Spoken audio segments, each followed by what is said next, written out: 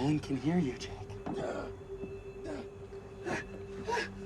one can hear you, brother. It's okay. Keep screaming. Scream for the wall. It wants you, brother.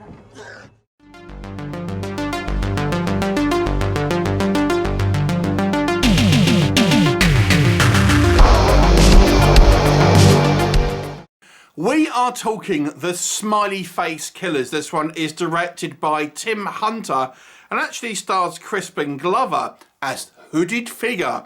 And it's an interesting movie because it's actually based on apparently true events. Now, I hadn't heard of this before watching this movie, but in the States there was a theory that a group of deaths were linked to a group of serial killers called the Smiley Face Killers, where there seems to be a rash of attractive young men that seemingly drowned over mysterious circumstances, and always kind of nearby was a smiley face painted on a kind of a nearby body of water, be it on a stone or something near this kind of water. And it was theorised by one particular police detective that there's actually a serial killer or group of serial killers essentially using this modus operandi. And it's a theory that has proven somewhat controversial. And this movie is kind of based on that theory, so to speak. So it focuses on this kind of young guy, sort of student who is going through some kind of personal problems. You know, he's the kind of the star athlete and all of this, but he seems to be having some type of mental anguish in his life.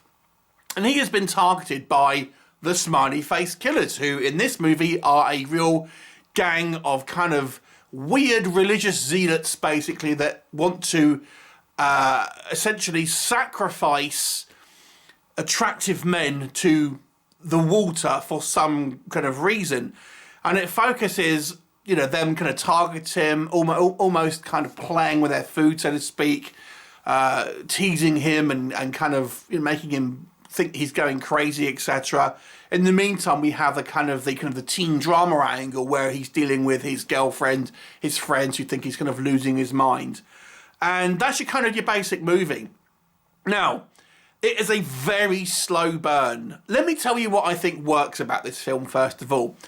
The movie has this very atmospheric tone to it. Now, this is going to sound bizarre. The nearest thing I could compare this to when watching this, and this is going to sound oddly bizarre because the context-wise, it doesn't really make any sense, but if you've ever watched the 80s TV show Miami Vice, it reminded me of that.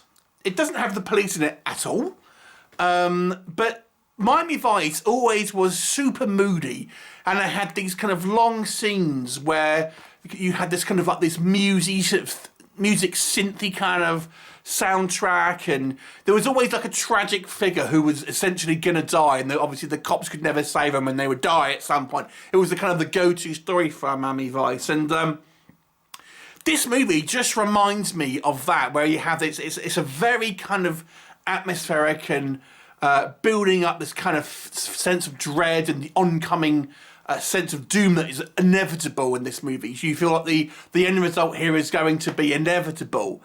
And it has this great kind of soundtrack that kind of builds with the the atmosphere. And it just reminded me of the Miami Vice TV show in that respect. No other really context to it.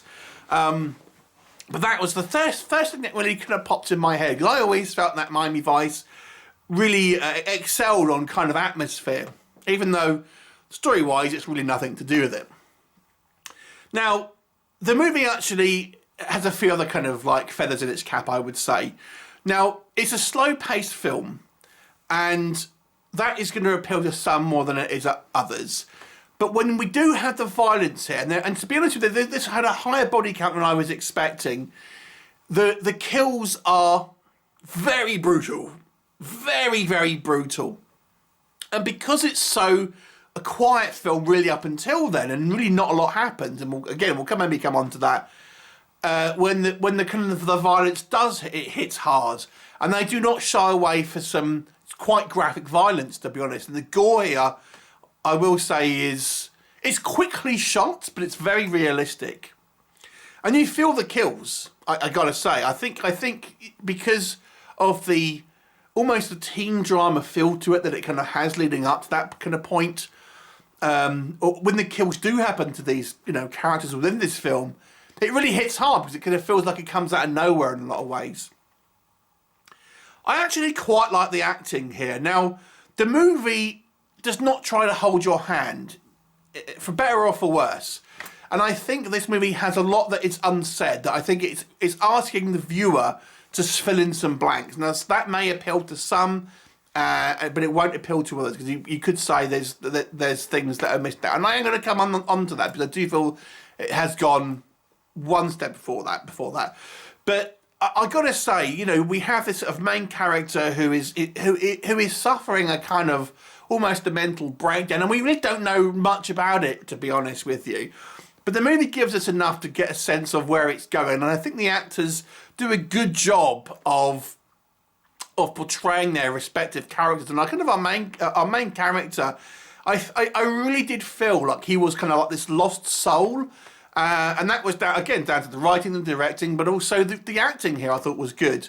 Now, Crispin Glover it plays one of these smiley face killers, and he's kind of quite heavily made up to look kind of ugly. And I was thinking, are they trying to kind of like target good-looking people? Is that the thing? It doesn't really explicitly say that. Now, some people may not like the slow burn pace of this film, and I do understand that, because, to be honest, for 80% of this movie, it does feel like a teen drama. I mean, it kind of feels like Riverdale in a way, maybe less the kind of the comedy, but you actually feel like you're watching Teen Angst, the movie. So I can understand why people who are used to maybe watching your standard slasher movies may not be quite as interested in this one. For me, it worked, I will say. I do think, as I've alluded to, it does leave a lot to the imagination, and it kind of hints that the motivations behind the smiley face killers is some type of religious kind of zealot types. But I would have liked them to have maybe gone a little bit more into that. Now, this is, like I said, this is based on just a theory. This is not a closed case where this has been definitively proven. So this is just based on a theory of certain police officers. So I think the movie doesn't want to kind of like overplay its hand and kind of say this is what has happened, and try to be somewhat kind of mysterious. But if it's only kind of using that in real life for inspiration, I felt maybe it could have been a little bit more definitive in regards to why. Because you do kind of feel like, even though I think the movie does a good job of really giving you enough information so you know what's going on, you may still feel a little bit like, I don't really understand why it is that people are doing certain things. I have to say, however, maybe the movie does, unfortunately, make a few, I think, silly mistakes in regards to some logic issues here. Without going into spoilers, and to be honest with you, this is more or less all happens in one scene. But there's a sequence that happens in a garage. I'm not quite sure what you call them in America. Petrol station, gas station. There you go, a gas station. And it's late at night where there's a gas station that's open, and we are led to believe that there's no cameras in this garage. I can't believe it, because, well, I don't want to spoil it for you, but suffice it to say, this would have had some security cameras, and there's enough evidence around when we see the movie at its climax. Dots aren't connected, and it didn't make sense. So there was that, and then in the same sequence, we are led to believe a kind of a van can outrun a decent Mercedes. I don't think so.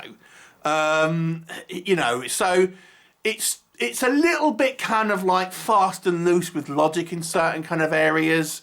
And I gotta say, I think maybe it has a little bit too much kind of like time spent on the kind of the angsty kind of stuff.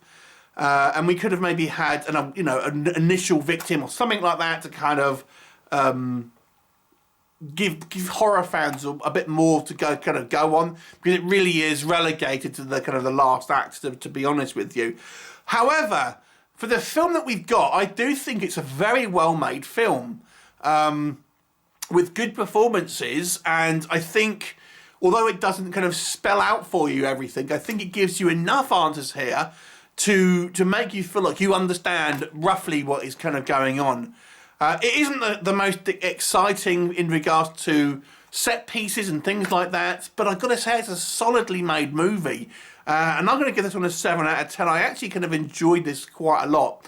I did feel the ending was kind of inevitable. There is an attempt here to have, or maybe things will happen in a different way, but I don't want to go too much into that. But it kind of pretty much goes like you think. 7 out of 10 though. I thought this was a very well made film. Maybe it was lacking a couple of little small areas for me, but yeah. Have you seen it? What did you think of it? Leave me a comment, and I look forward to the next time. Bye for now.